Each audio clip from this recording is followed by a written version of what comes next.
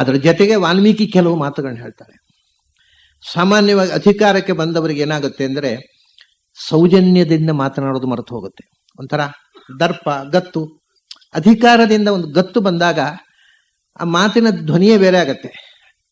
ಅಪ್ಪ ಇಲ್ಲಿ ಬಾ ಅನ್ನೋಬ್ಬರು, ಇಲ್ಲಿ ಬಾರೋ, ಅರ್ಥ ಒಂದೇ, ಅದರ ಧ್ವನಿ ಬೇರೆ. ಬಾಪ ಅಂತ ಪ್ರೀತಿಯಿಂದ ಕರಿಬಹುದು, ಆದರೆ ಬಾರೋ ಇಲ್ಲಿ. ಇದು ಅಧಿಕಾರ ಬಂದಾಗ ಅಪ್ಪ ಹೋಗಿ ಆಗಿಬಿಡುತ್ತೆ, ಬಾರಯ್ಯ ಹೋಗಿ ಬಾರೋ ಆಗತ್ತೆ, ಏನೇನೋ ಆಗತ್ತೆ. ರಾಮಚಂದ್ರ ಸತು ನಿತ್ಯಂ ಪ್ರಶಾಂತಾತ್ಮ ಮೃದು ಪೂರ್ವಂ ಹಿ ಭಾಷತೆ, ವಾಲ್ಮೀಕಿ ಹೇಳಿದ ಮಾತು. ಅವನ ಕೆಲಸದ ಆಳುಗಳ ಹತ್ತಿರವೂ ಕೂಡ ತಿರಸ್ಕಾರದ ಮಾತು ಆಡಿದವನಲ್ಲ. ತುಂಬಾ ಪ್ರೀತಿಯಿಂದ, ಗೌರವದಿಂದ, ಹಿರಿತನದ ಕೆಲಸದವರನ್ನು ನೀವು ಅಂತ ಹೇಳುವನಂತೆ. ಅಪ್ಪ ನೀವು ವಯಸ್ಸಾದವರು, ನೀವು ಹಿರಿಯರು. ಸತು ನಿತ್ಯಂ ಪ್ರಶಾಂತಾತ್ಮ, ಯಾವತ್ತೂ ಕೂಡ ಉದ್ರೇಕಕ್ಕೆ ಒಳಗಾಗುವುದು, ಸಿಟ್ಟಿಗೆ ಒಳಗಾಗುವುದು ಇಲ್ಲ. ತುಂಬಾ ತಾಳ್ಮೆಯಿಂದ ಶಾಂತಮೂರ್ತಿ. ಅವನ ಹೆಸರೇ ಶಾಂತಾರಾಮ ಅಂತ ಹೆಸರಿಡ್ತಾರಲ್ಲ, ಅವನು ಶಾಂತಾರಾಮ. ಶಾಂತಾರಾಮ ಅಂದ್ರೆ ಏನೋ ನನಗೂ ಗೊತ್ತಿಲ್ಲ.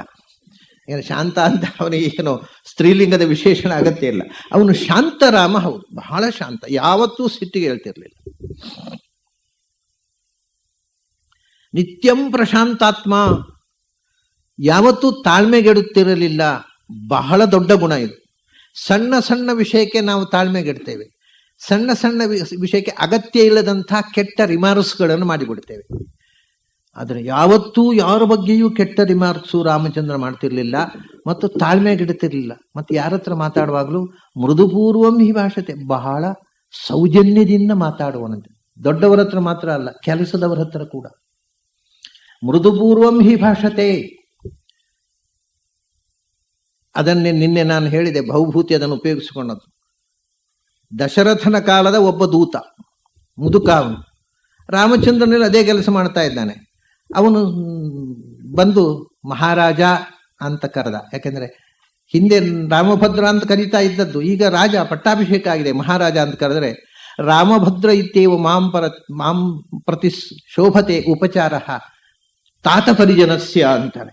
ಅಪ್ಪ, ನಮ್ಮ ತಂದೆ ಕಾಲದಲ್ಲಿ ಇದ್ದವರು ನೀವು, ನನ್ನ ಮಹಾರಾಜ ಅಂತ ಕರಿಬಾರದು, ರಾಮಭದ್ರ ಅಂತ ಕರೀರಿ, ಅದೇ ಚಂದ. ಇದು ರಾಮಚಂದ್ರ. ಎಲ್ಲರಿಗೂ ಗೌರವ ಕೊಟ್ಟು, ಯಾರು ಗೌರವ ಕೊಡ್ತಾನೆ ಅವನು ಗೌರವ ಪಡೀತಾನೆ. ಇನ್ನೊಬ್ಬರಿಗೆ ಗೌರವ ಕೊಡದವ ತಾನು ಎಂದೂ ಗೌರವ ಪಡೆಯೋಲ್ಲ. ಯಾರು ಬಗ್ತಾನೆ ಅವನ ಮುಂದೆ ಎಲ್ಲರೂ ಬಗ್ತಾರೆ. ನಾನು ಯಾಕೆ ಯಾರಿಗೆ ಬಗ್ಬೇಕು ಅನ್ನೋ ಮುಂದೆ ಎಲ್ಲರೂ ಎದುರು ಸೆಟದೇ ನಡೀತಾರೆ. ಇದು ಬಹಳ ಜನಕ್ಕೆ ಗೊತ್ತಿಲ್ಲ. ನಾವು ಯಾಕೆ ಬಗ್ಬೇಕು ಅಂತ ನೆಟ್ಟಗೆ ನಿಲ್ತಾರೆ. ಅವನ ಮುಂದೆ ಯಾರೂ ಬಗ್ಗೋಲ್ಲ. ನಾವು ಬಗ್ಗಿದರೆ ನೋಡಿ, ಬಿರುಗಾಳಿ ಬೀಸುತ್ತೆ, ಈ ಸಣ್ಣ ಸಣ್ಣ ಗಿಡ ಬಳ್ಳಿಗಳು ಬಗ್ಗುತ್ತವೆ, ಅವು ಉಳ್ಕೊಂಡಾವೆ, ಸೆಟದ ನಿಂತ ಮರಗಳು ಮುರಿದು ಬೀಳ್ತವೆ. ಅದರಿಂದ ಸೆಟದ ನಿಲ್ಲುವುದರಿಂದ ಏನು ಉಪಯೋಗ ಇಲ್ಲ. ಅಹಂಕಾರ ಮನುಷ್ಯನನ್ನು ಮುರಿದಿಕ್ಕುತ್ತೆ ಹೊರತು ಯಾವ ಲಾಭವೂ ಇಲ್ಲ ಅದರಿಂದ. ಈಗೋ, ಸ್ಟೇಟಸ್ಸು, ಪ್ರೆಸ್ಟೀಜು, ಇದೆಲ್ಲ ಮನುಷ್ಯರು ಸೃಷ್ಟಿ ಮಾಡಿಕೊಂಡಂತಹ ಮಾರಕವಾದ ದುರ್ಗುಣಗಳು. ರಾಮಚಂದ್ರ ಸತು ನಿತ್ಯಂ ಪ್ರಶಾಂತಾತ್ಮ ಮೃದುಪೂರ್ವಂ ಹಿ ಭಾಷತೆ. ಅಷ್ಟೇ ಅಲ್ಲ, ಅವನು ಮೆತ್ತಗೆ ಮಾತಾಡಿದ. ಅವನದ್ದು ಯಾರೋ ಜಗಳಕ್ಕೆ ನಿಂತರೆ, ಕೆಲವರು ಇದ್ದಾರೆ ಕಾಲ ಕೆದಗಿ ಜಗಳ ಬೇಡ ಅಂದ್ರೆ ಅವರೇ ಜಗಳ ಶುರು ಮಾಡೋರು. ಯಾರಾದರೂ ಸ್ವಲ್ಪ ಗಟ್ಟಿ ಮಾತಾಡಿದರೆ ಉಚ್ಯಮಾನೋಪಿ ಪರುಷಂ ನೋತ್ತರಂ ಪ್ರತಿಪದ್ಯತೆ. ಇದು ವಾಲ್ಮೀಕಿ ಹೇಳಿದ ಮಾತು. ಯಾರಾದರೂ ರಾಮ ಹತ್ರ ಜಗಳಕ್ಕೆ ನಿಂತರೆ, ಗಟ್ಟಿ ಮಾತಾಡಿದ್ರೆ, ಕೋಪದಿಂದ ಮಾತಾಡಿದರೆ, ಮತ್ತೆ ಮಾತಾಡೋಣ, ನೀವು ಇವತ್ತು ಯಾಕೋ ಮನಸ್ಸು ಸರಿ ಇಲ್ಲ ಅಂತ ಹೊರಟೋಗ್ಬಿಡ್ತಿದ್ದಂತೆ. ಉಚ್ಯಮಾನೋಪಿ ಪರುಷಂ, ಯಾರಾದರೂ ಗಟ್ಟಿ ಮಾತಾಡಿ ಜಗಳಕ್ಕೆ ಕಾಲಕ್ಕೆ ಎದಕಿದರೆ ನೋತ್ತರಂ ಪ್ರತಿಪದ್ಯ. ಅದಕ್ಕೆ ಉತ್ತರ ಕೊಟ್ಟರೆ ಅಲ್ವ ಜಗಳ ಜಾರಾಗೋದು. ಅವನು ಸಿಟ್ಟಿನಲ್ಲಿ ಮಾತಾಡಿದ್ರೆ ನಿಮಗೆ ಮಾತ್ರ ಸಿಟ್ಟು ಬರೋದಾ, ನನಗೆ ಬರೋದಿಲ್ಲ ಅಂತ ಇವನು ಮಾತಾಡಿದರೆ ಬೆಳ್ಕೊಂಡು ಹೋಗುತ್ತೆ. ಉತ್ತರವೇ ಕೊಡದೇ ಇದ್ರೆ ತಣ್ಣಗೆ ಶಾಂತವಾಗತ್ತೆ. ಯಾರಾದರೂ ಸಿಟ್ಟಿನಿಂದ ಜಗಳಕ್ಕೆ ಬಂದರೆ ರಾಮಚಂದ್ರ ಮಾತೇ ಆಡದೆ ಮತ್ತೆ ಮಾತಾಡೋಣ, ಈಗ ಯಾಕೋ ನಿಮ್ಮ ಮನಸ್ಸು ಸರಿಯಾಗಿಲ್ಲ ಅಂತ ಹೊರಟೋಗ್ಬಿಡ್ತಿದ್ದಂತೆ. ಜಗಳಕ್ಕೆ ಅವಕಾಶ ಕೊಡ್ತಿರ್ಲಿಲ್ಲ. ಅಲ್ಲ, ಇಷ್ಟು ಎಲ್ಲರನ್ನೂ ಪ್ರೀತಿಸುವ ರಾಮನನ್ನ ಮಂಥರೆ ಯಾಕೆ ದ್ವೇಷಿಸಿದಳು ಅಂತ ನಿಮಗೊಂದು ಸಂಶಯ ಬರ್ಬೋದು. ಅದಕ್ಕೊಂದು ಕಾರಣ ಉಂಟು. ಇದನ್ನ ನೀವು ರಾಮಾಯಣ ಓದಿದ್ರೆ ಸಿಗೋಲ್ಲ. ಎಲ್ಲ ಪುರಾಣಗಳನ್ನು, ಎಲ್ಲ ಗ್ರಂಥಗಳನ್ನು, ಸಂಸ್ಕೃತದ ಸಮಸ್ತ ಸಾಹಿತ್ಯವನ್ನು ಓದಿದರೆ ರಾಮಾಯಣಕ್ಕೆ ಒಂದು ಹೊಸ ಆಯಾಮ ಬರುತ್ತೆ. ರಾಮಾಯಣದಲ್ಲಿ ಇಲ್ಲ ಈ ಕಥೆ. ಮಂಥರೆ ಒಬ್ಬಳು ರಾಮನನ್ನ ನಖಶಿಖ ಅಂತ ದ್ವೇಷಿಸ್ತಾ ಇದ್ಲು, ಅದು ಗೊತ್ತಿದೆ ನಿಮಗೆ. ಕೈಕೇಯಿಗೂ ತಲೆಗೆಡಿಸಿದವಳು ಮಂಥರೆ. ಮಂಥರೆ ಯಾಕೆ ದ್ವೇಷಿಸಿದಳು ಅಂತ ಒಂದು ಸಣ್ಣ ಸಂಗತಿ ಅದು. ರಾಮಚಂದ್ರ ಸಣ್ಣ ಮಗುವಾಗಿದ್ದಾಗ, 1 ವರ್ಷದ ಮಗು, 1 ವರ್ಷ 1.5 ವರ್ಷ, ಪುಟ್ಟ ಪುಟ್ಟ ಹೆಜ್ಜೆ ಇಟ್ಟು ನಡೆದಾಡುವ ಮಗು. ಎಲ್ಲರಿಗೂ ಮಗು ರಾಮಚಂದ್ರ ಅಂದ್ರೆ ಮುದ್ದಾದ ಮಗು, ಎಲ್ಲರೂ ಎತ್ಕೊಳ್ಳೋದು. ಅರಮನೆಯಲ್ಲಿ ಪ್ರತಿಯೊಬ್ಬರು ಎತ್ತಿಕೊಂಡು ಮುದ್ದಾಡ್ತಿದ್ರು. ಎಲ್ಲರೂ ಎತ್ಕೊಂಡ್ರು, ಯಾರು ಎತ್ಕೊಂಡ್ರು ರಾಮಚಂದ್ರ ಮಾತಾಡ್ತಿರ್ಲಿಲ್ಲ ಅಂತೆ. ನೋಡಿ ಭಗವಂತನ ಲೀಲೆ. ಒಂದ್ಸರ್ತಿ ಮಂಥರೆ ಬಂದು ಅವಳು ಮಗುವನ್ನು ಎತ್ತಿ ಮುದ್ದಾಡ್ಬೇಕು ಅಂತ, ನಾವಲ್ಲೇ ಬರೋಲ್ಲ ಅಂದೇವ. ಈ ಕೆಲವು ಮಕ್ಕಳು ಇರ್ತಾವೆ, ನಿಮ್ಗೆ ಗೊತ್ತು, ಕೆಲವರು ಬಾ ಅಂದ್ರೆ ಬಂದ್ಬಿಡ್ತಾವೆ, ಕೆಲವರು ಬಂದ್ರೆ ಹ್ಞೂ ಅಂತ ತಿರುಗಿ ಬಿಡ್ತಾವೆ. ಎಲ್ಲಾರು ಬಲವಂತವಾಗಿ ಎತ್ತಿದ್ರೆ ಕಿರಿಚುವುದೇನು ತುಳಿಯೋದೇನು ಒದ್ದು ಓಡಿಸ್ಬಿಡ್ತಾವೆ. ಮಕ್ಕಳ ಸ್ವಭಾವ. ಯಾಕೋ ಕೆಲವರ ಹತ್ರ ಹೋಗ್ಲಿಕ್ಕೆ ಹೇಳೋದು. ಹೀಗೆ ರಾಮಚಂದ್ರ ತನ್ನ ಇಡೀ ರಾಮಾಯಣದ ಮುಂದಿನ ಬೆಳವಣಿಗೆಗೆ, ನಾಟಕಕ್ಕೆ ನಾಂದಿ ಮಗುವಾಗಿದ್ದಾಗ ಮಾಡಿಬಿಟ್ಟ. 1.5 ವರ್ಷದ ಮಗು ಎಲ್ಲರೂ ಎತ್ತಿಕೊಂಡಾಗ ಒಬ್ಬರ ಕೈಯಿಂದ ಒಬ್ಬರ ಕೈಗೆ ಹೋಗ್ತಿದ್ದಂತೆ ರಾಮಚಂದ್ರ. ಯಾರೋ ಒಬ್ರು ಎತ್ಕೊಂಡಿದ್ಲು, ಒಬ್ಳು ದಾಸಿ. ಮಂತ್ರೆ ಬಾ ಮಗು, ನಾ ಬರೋಲ್ಲ ಅಂದ. ಬರೋಲ್ಲ ಅಂದ್ರೆ ಏನಂತ ಹೇಳ್ಕೊಂಡ್ಲು, ಒದ್ದುಬಿಟ್ಟ ರಾಮಚಂದ್ರ, ಎಡಗಾಲಲ್ಲಿ ಒದ್ದುಬಿಟ್ಟ. ನೋಡಿ, ಮಕ್ಕಳು ಒದ್ದದ್ದು ಅದು ದೊಡ್ಡವರಿಗೆ, ಮಕ್ಕಳು ಅದು ದೋಷವೇ ಅಲ್ಲ. ಹೌದು, ಸಹಜ, ತಾಯಿಗೂ ಒದಿತಾವೆ ಮಕ್ಕಳು ಸಿಟ್ಟು ಬಂದರೆ. ಆದರೆ ಈ ದೊಡ್ಡವರಿಗೆ ಕೆಲವು ದುರ್ಗುಣ ಏನು ಗೊತ್ತುಂಟ. ಈಗ ಅಕ್ಕಪಕ್ಕದ ಮನೆಯ ಮಕ್ಕಳು ಜಗಳಾಡಿಕೊಳ್ತಾರೆ. ಜಗಳಾಡಿಕೊಂಡು ಹೋ ಅಂತ ಕೂಗಿಕೊಂಡು ಆ ಹುಡುಗ ಆ ತಾಯಿ ಹತ್ರ ದೂರ ಹೇಳ್ತಾನೆ, ಈ ಹುಡುಗ ಈ ಮನೆ ಬಂದು ತನ್ನ ತಾಯಿ ಹತ್ರ ದೂರ ಹೇಳ್ತಾನೆ. ದೂರ ಹೇಳಿದ ಕೂಡಲೇ ಆ ಇಬ್ಬರು ತಾಯಂದಿರು ನಿತ್ಯ ಜಗಳ. ಮತ್ತೆ ಅವರು ರಾಜಿ ಅರ್ಧ ಗಂಟೆಯಲ್ಲಿ. ನನ್ನ ಮಗನಿಗೆ ನಿನ್ನ ಮಗ ಹೊಡೆದ, ಇವಳಿಗೆ ಕೋಪ, ಅವಳಿಗೆ ನಿಮ್ಮ ಮಗ ಮೊದಲು ಹೊಡೆದ, ನನ್ನ ಮಗ ಅವಳಿಗೆ. ಇಡೀ ಜೀವಮಾನ ದ್ವೇಷ. ಆಮೇಲೆ ನೆರೆಮನೆಯಲ್ಲಿ ಇದು ದೊಡ್ಡವರ ದುರ್ಗುಣ. ಕೋಪ ಬಂದರೆ ಜಗಳ, ಕಡೆ ಜಗಳ ಇಬ್ಬರು ತಾಯಂದಿರಿಗೆ, ಈ ಮಕ್ಕಳು ರಾಜಿ. ಅದೇ ರೀತಿ ಅಂದರೆ ಒಂದು ಸಣ್ಣ ಘಟನೆಯನ್ನು ದೊಡ್ಡದು ಮಾಡಿಕೊಂಡು ದ್ವೇಷ ಬೆಳೆಸ್ತಕ್ಕಂಥ ಮಹಾ ದುರ್ಗುಣ ಪ್ರಪಂಚದಲ್ಲಿ ಪ್ರಾಣಿಗಳಿಗೆ ಕೂಡ ಇಲ್ಲ, ಮನುಷ್ಯರಿಗೆ ಮಾತ್ರ ಇರೋದು. ಇದು ದ್ವೇಷ ಬೆಳೆಸಿಕೊಂಡು ಹಾಗೆ ಸಾಧನೆ ಮಾಡುವ ದುರ್ಗುಣ ಇದು. ಅಂದ್ರೆ ನಾನು ಅದಕ್ಕೆ ಹೇಳೋದು, ಪ್ರಾಣಿಗಳಲ್ಲೇ ಅತ್ಯಂತ ನೀಚ ಪ್ರಾಣಿ ಅಂದರೆ ಮನುಷ್ಯ. ಎಲ್ಲಾ ದುರ್ಗುಣಗಳಿರೋದು ಅವನಲ್ಲಿ. ಸರಿ ಆಯ್ತು, ಇವಳಿಗೆ ಇದನ್ನು ಮರೀಲಿಕ್ಕೆ ಆಗಲಿಲ್ಲ. ಎಲ್ಲ ಎತ್ತಿಕೊಂಡ್ರೆ, ಯಾರು ಎತ್ತಿಕೊಂಡ್ರೆ ಅವ್ರ ಕೈಗೆ ಹೋದ. ಈ ಮಗು ನಾನು ಎತ್ತಿಕೊಂಡ್ರೆ ಬರೋಲ್ಲ ಅಂತ, ಎತ್ತಿಕೊಂಡ್ರೆ ಒದ್ದ. ಒಂದು ಕೈ ನೋಡಿ ಬಿಡಬೇಕು ಅಂತ. ನೋಡಿ, ಕೊನೆಯ ತನಕವೂ ರಾಮನನ್ನ ದ್ವೇಷ ಸಾಧನೆ ಮಾಡಿ ರಾಮನಿಗೆ ಏನಾದರೂ ಮಾಡಿ ತೊಂದರೆ ಮಾಡಬೇಕು ಅನ್ನೋದು ಅವಳ ಜೀವನ ಧರ್ಮ ಆಯಿತು. ಇಷ್ಟೇ ಕಾರಣ ಅದಕ್ಕೆ. ಬಹಳ ವಿಚಿತ್ರ ಇದು. ಭಗವತ್ ಸಂಕಲ್ಪ ಹೇಗೆ ಹೇಗೆ ನಾಟಕ ಆಡುತ್ತೆ ನೋಡಿ. ಆಯ್ತು, ಉಳಿದವರೆಲ್ಲ ಪ್ರೀತಿಸಿದರು. ಉಚ್ಯಮಾನೋಪಿ ಪರುಷಂ. ಮಂಥರೆಯನ್ನ ಭರತ ಶತ್ರುಘ್ನರು ಕೇಕೆ ದೇಶದಿಂದ ಬಂದರು. ದಶರಥ ಮಹಾರಾಜ ತೀರಿಕೊಂಡ ಮೇಲೆ ಆವಾಗ ಎಲ್ಲ ಏನಾಯಿತು ಅಂತ ಎಲ್ಲ ವಿಷಯ ಗೊತ್ತಾದಾಗ, ಮಂಥರೆ ತನ್ನ ತಾಯಿಯ ತಲೆ ಕೆಡಿಸಿದ್ದು, ಮಂಥರೆಯಿಂದಾಗಿ ರಾಮಚಂದ್ರ ಕಾಡಿಗೆ ಹೋಗ್ಬೇಕಾಯ್ತು. ಇದನ್ನೆಲ್ಲ ಸುದ್ದಿ ಕೇಳ್ತಾನೆ ಭರತ ಮತ್ತು ಶತ್ರುಘ್ನ. ಮಂಥರೆ ಒಂದು ಅಲಂಕಾರ ಮಾಡ್ಕೊಂಡು ಹೋಗ್ತಾ ಇರ್ತಾಳೆ ಅರಮನೆಯ ಒಂದು ಬದಿಯಲ್ಲೇ. ಶತ್ರುಘ್ನನಿಗೆ ತಡೀಲಿಕ್ಕಾಗುವುದಿಲ್ಲ. ಅವಳ ಜಡೆ ಹಿಡಿದು ಎಳ್ಕೊಂಡು ಬರ್ತಾನೆ, ದರ ಎಳ್ಕೊಂಡು ಬಂದು ಇವಳನ್ನ ಕೊಂದು ಬಿಡ್ತೇನೆ ಈಗ ಅಂತಾನೆ ಶತ್ರುಘ್ನ. ಆವಾಗ ಭರತ ತಡಿತಾನೆ. ಯಾಕೆ ಗೊತ್ತಾ? ನಾವು ಇವಳನ್ನು ಕೊಂದರೆ ರಾಮಚಂದ್ರ ಕ್ಷಮಿಸೋಲ್ಲ, ರಾಮಚಂದ್ರನಿಗೆ ಮುಖ ತೋರಿಸ್ಬೇಕು, ಯಾಕೆ ಆ ಹೆಣ್ಮಗಳಿಗೆ ತೊಂದರೆ ಕೊಟ್ರಿ ಅಂತ ಕೇಳ್ತಾನೆ. ಬಿಟ್ಟು ಬಿಡುವಳನ್ನ. ಅದು ರಾಮಚಂದ್ರ. ಅವನಿಗೆ ಅವನನ್ನು ದ್ವೇಷ ಮಾಡಿದವನನ್ನು ರಾವಣ ಸತ್ತ ಮೇಲೆ ರಾವಣನಿಗೆ ಅಂತ್ಯ ಸಂಸ್ಕಾರ ಮಾಡಬೇಕು. ರಾಮಚಂದ್ರ ಹೇಳಿದ ವಿಭೀಷಣನ ಹತ್ರ, ನಿನ್ನ ಅಣ್ಣನ ಅಂತ್ಯ ಸಂಸ್ಕಾರ ಮಾಡು. ವಿಭೀಷಣ ಹೇಳ್ತಾನೆ, ಅವನಿಗೆ ಯಾಕೆ ಅಂತ್ಯ ಸಂಸ್ಕಾರ? ಅವನು ಬದುಕಿದ್ದಾಗ ಮಾಡದ ಪಾಪ ಇಲ್ಲ. ಎಷ್ಟು ಜನ ಹೆಣ್ಮಕ್ಕಳ ಜೀವನ ಹಾಳು ಮಾಡಿದ್ದಾನೆ. ಕಣ್ಣು ಮುಂದೆ, ಗಂಡಂದಿರ ಮುಂದೆ ರೇಪು ಮಾಡಿದ್ದಾನೆ ಹೆಣ್ಮಕ್ಕಳನ್ನ. ಚಿಕ್ಕ ಚಿಕ್ಕ ಮಕ್ಕಳಿದ್ದಂತಹ ಮಕ್ಕಳನ್ನ ದೂರಕ್ಕೆ ಚೆಲ್ಲಿ ಅವ್ರನ್ನ ಮಕ್ಕಳನ್ನು ಬೇರ್ಪಡಿಸಿ ಎಳೆದ ತಂದು ಇಲ್ಲಿ ಇಟ್ಟುಕೊಂಡಿದ್ದಾನೆ. ಅವನು ಮಾಡಿದ ದ್ರೋಹ ಒಂದೆರಡ. ಹೆಣ್ಣುಗಳ ಶಾಪ ಸಾಕು ಅವನು ಹಾಳಾಗ್ಲಿಕ್ಕೆ, ನಾಶ ಆಗಿ. ಅವನಿಗೆ ಯಾಕೆ ಸಂಸ್ಕಾರ? ಹಾಳ ಹೋಗ್ಲಿ ಅವನು, ನಾನು ಅವನು ಸಂಸ್ಕಾರ ಮಾಡೋಲ್ಲ ಅಂತಾನೆ ವಿಭೀಷಣ ತಮ್ಮ. ನೀವು ಈ ಕಾಂಟ್ರಾಸ್ಟ್ ನೋಡ್ಬೇಕು. ಅಣ್ಣ ತಮ್ಮಂದಿರ ಪ್ರೇಮ ಮತ್ತು ಅಣ್ಣ ತಮ್ಮಂದಿರಲ್ಲಿ ಒಂದು ವೈರಸ್ಯ ಅದು ಬಹಳ ಅದ್ಭುತವಾಗಿ ಇಲ್ಲಿ ವಿಭೀಷಣ ಮತ್ತು ರಾವಣನಲ್ಲಿ, ಸುಗ್ರೀವ ಮತ್ತು ವಾಲಿಯಲ್ಲಿ ಅಣ್ಣ ತಮ್ಮಂದಿರ ಹಗೆತನದ ಚಿತ್ರಣವನ್ನು ವಾಲ್ಮೀಕಿ ಅದ್ಭುತವಾಗಿ ಕೊಡ್ತಾನೆ. ಅದಕ್ಕೆ ರಾಮ ಏನು ಹೇಳ್ತಾನೆ ಗೊತ್ತಾ? ಅಪ್ಪ, ರಾವಣನನ್ನು ನಾನು ಕೊಂದದ್ದು ನಿಜ. ಯಾಕೆಂದ್ರೆ ನನ್ನ ಹೆಂಡತಿಯನ್ನು ಅಪಹಾರ ಮಾಡಿದ, ತಪ್ಪು ಮಾಡಿದ, ಅದಕ್ಕೆ ಶಿಕ್ಷೆ ಕೊಟ್ಟೆ. ಈಗ ನನಗೆ ರಾವಣ ಶತ್ರು ಅಲ್ಲ. ಯಾಕೆ ಗೊತ್ತಾ? ಮರಣಾಂತಾನಿ ವೈರಾಣಿ, ಸಾಯೋ ತನಕ ದ್ವೇಷ, ಸತ್ತ ಮೇಲೆ ಏನಯ್ಯ ದ್ವೇಷ? ಹೆಣದ ಮೇಲೆ ದ್ವೇಷವ? ನನಗೆ ರಾವಣ ಶತ್ರು ಅಲ್ಲ. ಯಥಾ ತವ ತಥಾ ಮಮ, ಈಗ ನಿನಗೆ ಹೇಗೋ ಹಾಗೆ ನನಗೆ ರಾವಣ ಅಣ್ಣ. ನೀನು ಮಾಡದೇ ಇದ್ರೆ ನಾನು ಸಂಸ್ಕಾರ ಮಾಡಬೇಕಾಗತ್ತೆ. ಹೀಗೆ ಮಾಡಿ ವಿಭೀಷಣ ಕೈಯಲ್ಲಿ ರಾವಣನಿಗೆ ಸಂಸ್ಕಾರ ಮಾಡಿಸಿದ. ಇದು ರಾಮ. ಇಂಥ ರಾಮ ದೇಶಕ್ಕೆ ನಾಯಕ ಆಗಬೇಕು ಅಂತ ಅವ್ರು ಹೇಳ್ತಾರೆ.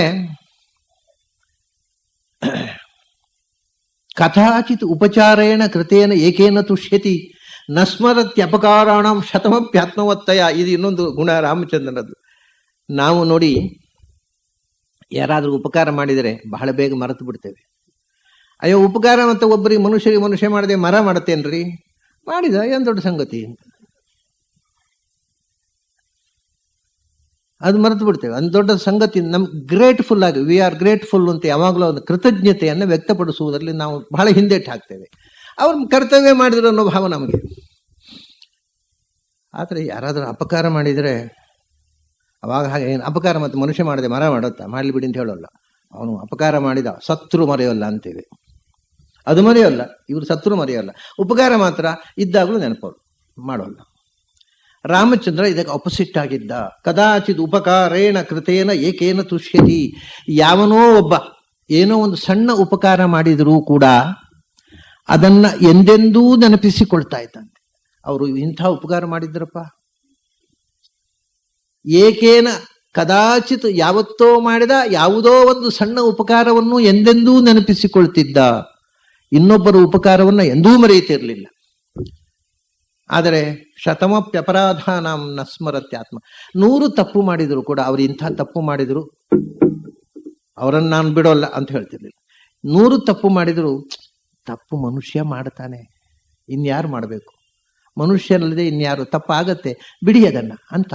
ಎಷ್ಟು ತಪ್ಪಾದರೂ ಅದನ್ನು ಮರೆತು ಬಿಡೋರಂತೆ. ಆದರೆ ಒಂದು ಉಪಕಾರ ಮಾಡಿದ್ರು ಅದನ್ನು ಎಂದೆಂದೂ ನೆನಪಿಸಿಕೊಡುವ ಇಂಥವರು ದೇಶ ನಾಯಕ ಆಗಬೇಕು.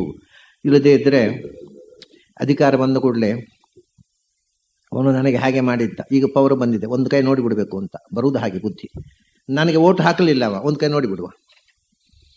ಅಧಿಕಾರಕ್ಕೆ ಬಂದಾಗ ನಮಗೆ ಯಾರು ಫೇವರಬಲ್ ಆಗಿರಲಿಲ್ಲ, ಅವ್ರನ್ನ ಒಂದು ಕೈ ನೋಡ್ಬೇಕು ಅನ್ನೋ ಬುದ್ಧಿ ಬರುತ್ತೆ. ಅದು ಬರಬಾರದು. ರಾಮನಿಗೆ ಅದಿಲ್ಲ. ಯಾಕಂದ್ರೆ ಏನು, ರಾಮನಿಗೆ ಎದುರು ನಿಂತವನು, ವಿರೋಧ ಮಾಡಿದವನನ್ನು ದ್ವೇಷ ಮಾಡ್ತಿರ್ಲಿಲ್ಲ ರಾಮ. ಎಲ್ಲ ಪ್ರಜೆಗಳನ್ನು ಸಮಾನವಾಗಿ, ಶತ್ರುಗಳನ್ನು ಪ್ರೀತಿಸುವ ರಾಮ, ಅವನು ನಾಯಕ ಆಗಬೇಕು. ಆಮೇಲೆ ಬಹಳ ಒಂದು ಚಿತ್ರಣ ಅಂದರೆ ಪ್ರಾಯ ವಾಲ್ಮೀಕಿಯಿಂದ ವ್ಯಕ್ತಿತ್ವದ ಚಿತ್ರಣವನ್ನು ಅವರಿಂದ ಕಲಿಬೇಕು ನಾವು. ಬುದ್ಧಿಮಾನ್ ಮಧುರಾಭಾಷಿ ಪೂರ್ವಭಾಷಿ ಪ್ರಿಯಂವದಃ ವೀರ್ಯವಾನ್ ನಚ ವೀರ್ಯೇಣ ಮಹತಾಸ್ವೇನ ವಿಸ್ಮಿತಃ. ರಾಮಚಂದ್ರ ಬರೇ ಒಳ್ಳೆಯ ಲೋಕನಾಯಕ, ಜನಪ್ರಿಯ ಲೋಕನಾಯಕ ಅಷ್ಟೇ ಅಲ್ಲ. ಯಾಕೆಂದರೆ ಆಡಳಿತ ಮಾಡುವವರಿಗೆ ಅಡ್ಮಿನಿಸ್ಟ್ರೇಟಿವ್ ಕೆಪಾಸಿಟಿ ಒಂದು ಬೇರೆ, ಅದ್ರ ಜೊತೆಗೆ ಒಂದು ಸ್ವಲ್ಪ ಬುದ್ಧಿ ಇರಬೇಕಾಗತ್ತೆ. ಬಹಳ ಜನರಿಗೆ ಅದಿರೋದಿಲ್ಲ. ಬುದ್ಧಿಮಾನ್, ಇವನು ದೇಶವನ್ನು ನೇತೃತ್ವ ವಹಿಸ್ತಕ್ಕ ನಾಯಕ, ನಮ್ಮ ಕಾಲದ ಶ್ರೇಷ್ಠ ಬುದ್ಧಿವಂತರಲ್ಲಿ ಒಬ್ಬ ಮಹಾಮೇಧಾವಿ, ದೊಡ್ಡ ಪ್ರಾಜ್ಞ. ಮಧುರಾಭಾಷಿ, ಅಷ್ಟು ದೊಡ್ಡ ಬುದ್ಧಿವಂತನಾಗಿದ್ದು ಕೂಡ, ಅಂದ್ರೆ ದೇಹ ಬಲ ಮತ್ತು ಬುದ್ಧಿಬಲ. ವೀರ್ಯವಾನ್ ಬುದ್ಧಿಮಾನ್ ಅಂತಾರೆ, ಎರಡೂ ಇತ್ತಂತೆ. ದೇಹ ಬಲದಲ್ಲಿಯೂ ಅವನಂಥ ವೀರ ಇನ್ನೊಬ್ಬ ಇಲ್ಲ, ಬುದ್ಧಿಯಲ್ಲಿ ಅವನಂಥ ಜಾಣ ಇನ್ನೊಬ್ಬನಿಲ್ಲ. ಎರಡರಲ್ಲಿಯೂ ಅಸಾಧಾರಣವಾದ ಎತ್ತರಕ್ಕೇರಿದವ. ಇಷ್ಟು ಎತ್ತರಕ್ಕೇರಿದವರು ನೆಲದಲ್ಲಿ ನಡೆಯೋಲ್ಲ. ಅವನಿಗೆ ಪಂಡಿತರು ಇರ್ತಾರೆ. ಪಂಡಿತರು ಅಂದ್ರೆ ಅವರಿಗೆ ನೆಲ ಬಿಟ್ಟು ನಡೆದು ಬಿಡ್ತಾರೆ. ಇದು ನನ್ನಂಥ ವಿದ್ವಾಂಸ ನೆಲದಲ್ಲಿ ನಡೆಯೋದ ಅಂತ ಕಾಣ್ಲಿಕ್ಕೆ ಶುರುವಾಗುತ್ತೆ. ಆಮೇಲೆ ಮಹಾವೀರನು ಅಷ್ಟೇ. ಯಾವುದೋ ಒಂದು ಎಕ್ಸ್ಕ್ಲೂಸಿವ್ ಕ್ವಾಲಿಟಿ ಇದ್ದಾಗ ನಾವು ಒಂದು ಅಹಂಕಾರದಿಂದ ನೆಲ ಬಿಟ್ಟು ನಡೆಯಲಿಕ್ಕೆ ಪ್ರಾರಂಭ ಮಾಡ್ತೇವೆ ನಾವು. ನಾನು ಯಾವಾಗಲೂ ಹೇಳೋದುಂಟು, ಎಲ್ಲ ಅಹಂಕಾರಕ್ಕೆ ಮದ್ದುಂಟು ಸ್ವಾಮಿ. ಈ ಪಾಂಡಿತ್ಯದ, ವಿದ್ಯೆಯ, ಜ್ಞಾನದ, ಬುದ್ಧಿವಂತಿಕೆಯ ಅಹಂಕಾರಕ್ಕೆ ಮದ್ದಿಲ್ಲ. ಈಗ ದುಡ್ಡಿನ ಅಹಂಕಾರ ಕಿಸೆ ಖಾಲಿ ಆದಾಗ ತನ್ನಷ್ಟಕ್ಕೆ ಇಳಿದು ಹೋಗುತ್ತೆ. ಏನು ಮಾಡೋದು ಬೇಡ. ರೂಪದ ಅಹಂಕಾರ 60ನೇ ಶಾಂತಿ ಆದಾಗ ಇಳಿದು ಹೋಗುತ್ತೆ. ಋಷಿಪಂಚಮಿ ಉದ್ಯಾಪನ ಆದಾಗ ಪೂರ ಇಳಿದು ಹೋಗುತ್ತೆ. ಋಷಿಪಂಚಮಿ ಉದ್ಯಾಪನೆ ಒಟ್ಟಿಗೆ ರೂಪದ ಅಹಂಕಾರ ಹೊರಟು ಹೋಗುತ್ತೆ. ಅಧಿಕಾರದ ಅಹಂಕಾರ ರಿಟೈರ್ ಆದಾಗ ತನ್ನಷ್ಟು ಹೋಗುತ್ತೆ. ಮತ್ತೆ ಯಾರು ಮಾತಾಡಿಸೋರಿಲ್ಲ. ಕುರ್ಚಿಯಲ್ಲಿ ಇರುವಷ್ಟು ಕಾಲ ರಿಟೈರ್ ಆಗಿ ಮನೆ ಹೋದಾಗ ಕುಗ್ಗಿ ಹೋಗ್ತಾರೆ, ಮತ್ತೆ ಅವ್ರು ಮಾತಾಡಿಸೋರಿಲ್ಲ. ಆದರೆ ಈ ವಿದ್ಯೆಯ ಅಹಂಕಾರ ಉಂಟಲ್ಲ, ಸತ್ರು ಹೋಗೋಲ್ಲ. ಅದು ಸತ್ರು ಮರೆಯೋರು ಹಾಗೆ. ಅವನಿಗೆ ವೃದ್ಧಾಪ್ಯದಲ್ಲಿ ಎಲ್ಲ ಮರೆತು ಹೋದ್ರು ಕೂಡ ನನಗೆ ಹಿಂದೆ ಏನೆಲ್ಲ ನೆನಪಿತ್ತು ಗೊತ್ತಾ ಅಂತಾನೆ. ಹೀಗೆ ನೆನಪಿತ್ತು. ಬಹಳ ಕಷ್ಟ. ದೇವರು ವಿದ್ಯೆ ಕೊಟ್ಟು ಅಹಂಕಾರ ಒಂದು ಕೊಡಬಾರದು. ವಿದ್ಯೆ ಒಟ್ಟಿಗೆ ಅಹಂಕಾರ ಬಂದ್ರೆ ಅವನು ಓದಿದ್ದೆಲ್ಲ ದಂಡ, ನಿರರ್ಥಕ. ಆ ಅಹಂಕಾರದಿಂದ ದೇವರಿಂದ ದೂರ ಹೋಗುತ್ತಾನೆ. ಆದರೆ ರಾಮಚಂದ್ರನಿಗೆ ವಿದ್ಯೆ ಇತ್ತು, ಅಸಾಧಾರಣವಾದ ವಿದ್ವಾಂಸ, ಅಸಾಧಾರಣವಾದ ಆ ಕಾಲದಲ್ಲೇ ಸಾಟಿ ಇಲ್ಲದ ವೀರ. ಆದರೆ ಅಹಂಕಾರ ಇರಲಿಲ್ಲ. ಯಾವತ್ತೂ ನಾನು ನಿಮ್ಮೆಲ್ಲರ ಹಾಗೆ ಒಬ್ಬ ಸಾಮಾನ್ಯ ಮನುಷ್ಯ, ಆತ್ಮಾನಂ ಮನುಷ್ಯಂ ಮನ್ಯೆ, ನಾನು ಒಬ್ಬ ಸಾಮಾನ್ಯ ಮನುಷ್ಯ ಅಂತ ಎಲ್ಲರತ್ತೂ ಜೊತೆ ಬೆರೆತ. ಮಧುರಾಭಾಷಿ, ಎಲ್ಲರ ಹತ್ರವೂ ತುಂಬಾ ಪ್ರೀತಿಯಿಂದ ಮಾತಾಡಿಸ್ಬೇಕು. ಯಾರ ಹತ್ರವೂ ಗತ್ತು ತೋರಿಸ್ತಿರ್ಲಿಲ್ಲ. ಅಧಿಕಾರದ ಗತ್ತು, ವಿದ್ಯೆಯ ಗತ್ತು, ಪರಾಕ್ರಮದ ಗತ್ತು ಇಲ್ಲ. ಮಧುರಾಭಾಷಿ. ಇದೆಲ್ಲ ನೋಡಿ, ಕೆಲವರು ಮಾತಾಡಿಸಿದ್ರೆ ಯಾಕೆ ಮಾತಾಡಿಸ್ತಾರೆ, ಹೋದ್ರೆ ಸಾಕು ಅಂತ ಅನಿಸುತ್ತೆ. ಅದಕ್ಕೆ ರಾಮಚಂದ್ರ ಹಾಗೆ ಅವನು ಮಾತಾಡಿಸಿದ್ರೆ, ಅಯ್ಯೋ ಮಾತು ಮುಗಿಸಿದ್ನಲ್ಲ, ಇನ್ನು ಮಾತಾಡಿಸಿದ್ರೆ ಒಳ್ಳೇದಿತ್ತು ಅಂತ ಅನಿಸ್ತಿತ್ತು. ಅಷ್ಟು ಹೃದಯಂಗಮವಾದ ಮಾತು. ಅವನು ಮಾತಾಡ್ತಾ ಇದ್ರೆ ಕೇಳ್ತಾ ಇರಬೇಕು. ಮಾತು ನಿಲ್ಲಿಸಿ, ಅಯ್ಯೋ ನಿಲ್ಲಿಸಿಬಿಟ್ನಲ್ಲ, ಇನ್ನೂ ಮಾತಾಡ್ಬಹುದಿತ್ತು ಅಂತ ಅನ್ನಿಸ್ಬೇಕು. ಹಾಗೆ ಮಾತಾಡ್ತಿದ್ದ. ಪ್ರೀತಿ, ಆ ಮಾತಿನ ಹಿಂದೆ ಇರುವುದು ಪ್ರೀತಿ. ಆಮೇಲೆ ಇನ್ನೊಂದು ಬಹಳ ಮಹತ್ವದ ಮಾತು ಹೇಳ್ತಾರೆ ನೋಡಿ, ಪೂರ್ವಭಾಷಿ. ಸಾಮಾನ್ಯವಾಗಿ ನಮ್ಮಲ್ಲಿ ಇದೊಂದು ದೊಡ್ಡ ದೌರ್ಬಲ್ಯ ಇದೆ. ನಾವು ಹೋಗ್ತಾ ಇರ್ತೇವೆ, ಎದುರಿನಲ್ಲೊಬ್ಬರು ಬರ್ತಾ ಇರ್ತಾರೆ. ಅವರು ಒಂದು 10 ವರ್ಷದ ಹಿಂದೆ ನಾವು ನೋಡಿದ್ದು, 10 ವರ್ಷ ಆಯ್ತು ನೋಡದೆ, ನಮ್ಗೆ ಗುರ್ತಾಯ್ತು. ಅವಾಗ ಯೋಚನೆ ಮಾಡ್ತೇವೆ, ನೋಡುವ ಅವ್ರಿಗೆ ಗುರ್ತಾಗ್ತದ ನೋಡುವ, ಅವ್ರು ಮಾತಾಡಿಸಿದ್ರೆ ಮಾತಾಡ್ಸೋಣ, ಅವ್ರು ಮಾತಾಡಿಸಿದ್ರೆ ನಾವು ಯಾಕೆ ಮಾತಾಡಿಸ್ಬೇಕು. ಅವರು ಹಾಗೇ ಯೋಚನೆ ಮಾಡ್ತಾರೆ. ಇವನು ಮಾತಾಡಿಸಿದ್ರೆ ಇಬ್ರು ಮಾತಾಡದೆ ಅವರು ಆಚೆ ಮುಖ ಮಾಡ್ಕೊಂಡು ಇವ್ರು ಈಚೆ ಮುಖ ಮಾಡ್ಕೊಂಡು ಹೋಗ್ತಾರೆ. ಹೋಗಿ ನೋಡಿದಿರಾ, ಆ ಮನುಷ್ಯನಿಗೆ 10 ವರ್ಷದ ಹಿಂದೆ ನಾವು ಒಟ್ಟಿಗೆ ಇದ್ದವರು ಅಹಂಕಾರ ನೋಡಿ, ಮಾತಾಡಿಸ್ಲೇ ಇಲ್ಲ. ಇವರು ಮಾಡಿದ್ದೇ ಕೆಲಸ. ಅವನನ್ನು ನಾನು ಟೀಕೆ ಮಾಡಿದ, ಅವನು ಇಬ್ರು ಮಾಡಿದ್ದು ಒಂದೇ ಕೆಲಸ. ಇದಕ್ಕೆ ಮಧ್ಯ ಏನು? ಪೂರ್ವಭಾಷಿ.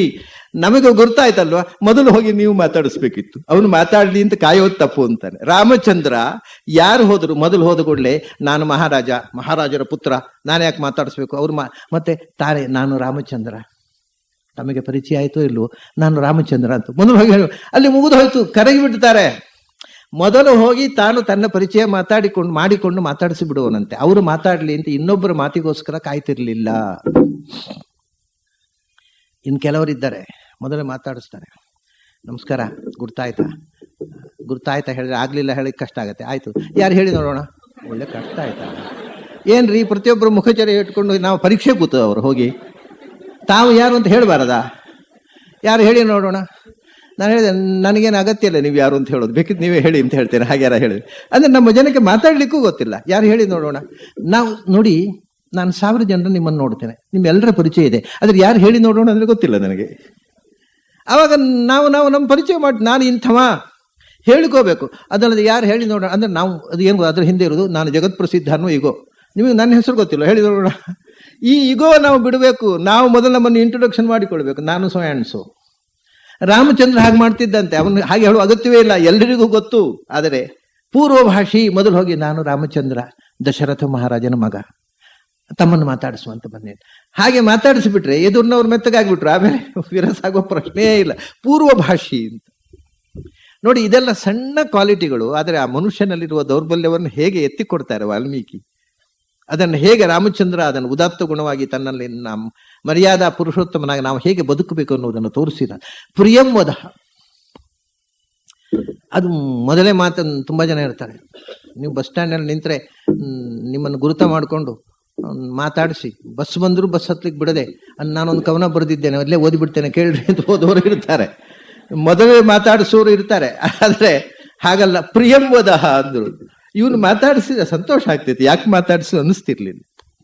ಇದೆಲ್ಲ ಸಣ್ಣ ಕ್ವಾಲಿಟಿಗಳು, ನಮ್ಮ ಜೀವನದಲ್ಲಿ ನಾವು ಮಾಡುವ ತಪ್ಪುಗಳು, ಸಣ್ಣ ಸಣ್ಣ ತಪ್ಪುಗಳು. ಅದನ್ನು ಹೇಗೆ ರಾಮಚಂದ್ರ ಅದನ್ನು ನಮ್ಮ ತಿದ್ದುತ್ತಾ ಇದ್ದ. ಇದೆಲ್ಲ ಅದು ಕೊನೆ ವೀರ್ಯವಾನ್ ಮಹಾವೀರ. ಎಷ್ಟು ಮಹಾವೀರ ಅಂದರೆ ನೋಡಿ, ಆ ಕಾಲದಲ್ಲಿ ರಾಮಚಂದ್ರ ಇನ್ನೂ ಚಿಕ್ಕ ವಯಸ್ಸಿನ ತರುಣ ಆಗಿದ್ದಾಗ ಜಗತ್ನಲ್ಲಿ ಇಬ್ಬರೇ ಮಹಾವೀರರಿದ್ದದ್ದು. ಒಬ್ಬ ರಾವಣ, ಒಬ್ಬ ವಾಲಿ. ರಾವಣನೇ ಮಹಾವೀರ, ಸಾಟಿ ಇಲ್ಲ ಅಂತ ಪ್ರಖ್ಯಾತಿ ಬಂತು. ಆದರೆ ರಾವಣನ ತಲೆಯಲ್ಲಿ ಹಾಗಿತ್ತು, ನನ್ನಂಥ ವೀರ ಯಾರೂ ಇಲ್ಲ, ಅದನ್ನು ಪ್ರೂವ್ ಮಾಡಬೇಕು ಅಂತ ಮತ್ತೆ ಎಲ್ಲ ಕಡೆ ಹೋಗಿ ಕಾಲು ಕೆದಕಿ ಯುದ್ಧಕ್ಕೆ ಹೋಗ್ತಿದ್ದ. ನನ್ನ ಹತ್ರ ಯುದ್ಧ ಮಾಡಿ, ಒಂದೋ ಸೋತೆ ಅಂತ ಒಪ್ಪಿಕೊಳ್ಳಿ, ಇಲ್ಲಾಂದ್ರೆ ಯುದ್ಧ ಮಾಡಿ. ಹೀಗೆ ಸುಮಾರು ಕಡೆ ಯುದ್ಧ ಮಾಡಿ ಸೋತಿದ್ದಾನೆ ರಾವಣ. ಆದರೂ ವಾಲಿ ಹತ್ರ ಹೋದ. ವಾಲಿ ಹತ್ರ ಹೋದಾಗ ವಾಲ್ಮೀಕಿ ಹೇಳ್ತಾರೆ, ವಾಲಿ ಹತ್ರ ಹೋಗಿದ್ದಾಗ ಅವನು ಸಂಧ್ಯಾವಂದನೆ ಮಾಡ್ಲಿಕ್ಕೆ ಹೋಗಿದ್ದಾನೆ. ಸಮುದ್ರ ತೀರದಲ್ಲಿ ಸಂಧ್ಯಾವಂದನೆ ಮಾಡ್ತಾ ಕೂತಿದ್ದ ವಾಲಿ. ಇವನು ಹಿಂಬದಿಯಿಂದ ಹೋಗಿ ಯುದ್ಧಕ್ಕೆ ಆಹ್ವಾನ ಮಾಡಿದ. ಸಂಧ್ಯಾವಂದನೆ ಮಾಡೋ ಏನು ಯುದ್ಧ ಅಂದ್ರೆ ನೀವು ಬಗಲಲ್ಲಿ ಹಾಕೊಂಡ ಹೋಗಿ ಸಂಧ್ಯಾವಂದನೆ ಮುಗಿದ ಮೇಲೆ ಸೀದಾ ತನ್ನ ರಾಜ್ಯಕ್ಕೆ ಹೊರಟು ಹೋದ. ಕಿಷ್ಕಿಂಧೆಗೆ. ಕಿಷ್ಕಿಂಧೆ ಹೋದ್ಮೇಲೆ ಬಗಲಿನ ತೆಗೆದದ್ದು. ಇವನು ಕಂಗಾಲ, ಮಾರಾಯ ಯುದ್ಧ ಬೇಡ, ನೀನು ನಾನು ಸ್ನೇಹಿತರಾಗಿರೋಣ ಅಂತ ಸಂಧಾನ. ಅಂದ್ರೆ ರಾವಣನಂಥ ಜಗದೇಕ ವೀರನನ್ನ ಬಗಲಲ್ಲಿ ಹಾಕೊಂಡು ಕಿಷ್ಕಿಂಧೆ ಹೋಗಿ ಜಾಡಿಸಿದವ. ಆಮೇಲೆ ಅವನು ಯುದ್ಧವೇ ಮಾಡಲಿಲ್ಲ, ನೀನು ನಾನು ಸ್ನೇಹಿತರಾಗಿರೋಣ ಅಂತ ಹೇಳಿದ. ಒಪ್ಪಂದ ಮಾಡಿಕೊಂಡ. ಅದೊಂದು ನೀಚ ಒಪ್ಪಂದ. ಅದ್ರ ಬಗ್ಗೆ ಮತ್ತೆ ನೋಡೋಣ. ಯಾಕೆಂದ್ರೆ ವಾಲಿಯ ಕ್ಯಾರೆಕ್ಟರು, ರಾಮಚಂದ್ರ ವಾಲಿಯನ್ನು ಯಾಕೆ ಕೊಂದ ಅಂತ ನಿಮಗೆಲ್ಲ ಇನ್ನೂ ಸಂಶಯ ಉಳಿದಿದೆ. ಅದನ್ನೆಲ್ಲ ಪರಿಹಾರ ಮಾಡ್ಬೇಕಲ್ಲ, ಅವಾಗ ನೋಡೋಣ. ಅದನ್ನು ರಾವಣನೇ ಜಗದೇಕ ವೀರ ಆ ಕಾಲದಲ್ಲಿ. ಅವನನ್ನು ಅಲಕ್ಷ್ಯ ಮಾಡಿ ಬಗಲಲ್ಲಿ ಇಟ್ಟುಕೊಂಡು ಝಾಡಿಸಿದವ ವಾಲಿ, ಅವರಿಬ್ಬರನ್ನು ಮುಗಿಸಿದವ ರಾಮ. ಅಂದ್ರೆ ರಾಮನ ಪೌರುಷ ಅಂದ್ರೆ ಕಲ್ಪನಾತೀತ. ರಾಮನ ಬಾಯಲ್ಲಿ ಒಂದು ಮಾತು ಬರುತ್ತೆ, ಏನು ಅಂದ್ರೆ ವಾಲಿನಃ ರಾವಣಸ್ಯೇಚ ಅತುಲ್ಯಂ ಬಲಂ. ಹೇಳ್ತಾನೆ ಅತುಲಂ ಬಲಮಸ್. ಯಾರದ್ದು? ವಾಲಿ ಮತ್ತು ರಾವಣರ ಬಲಕ್ಕೆ ಸಮಾನ ಇಲ್ಲ. ಆದರೆ ಹನುಮತಸ್ತು ನೈತಾಭ್ಯಂ ತುಲ್ಯಂ ಇತಿ ಮತಿರ್ಮಮ ಅಂತ. ಇವರಿಬ್ಬರನ್ನು ಒಟ್ಟು ಮಾಡಿದ್ರು ಒಬ್ಬ ಹನುಮಂತ ಆಗೋಲ್ಲ ಅಂತ.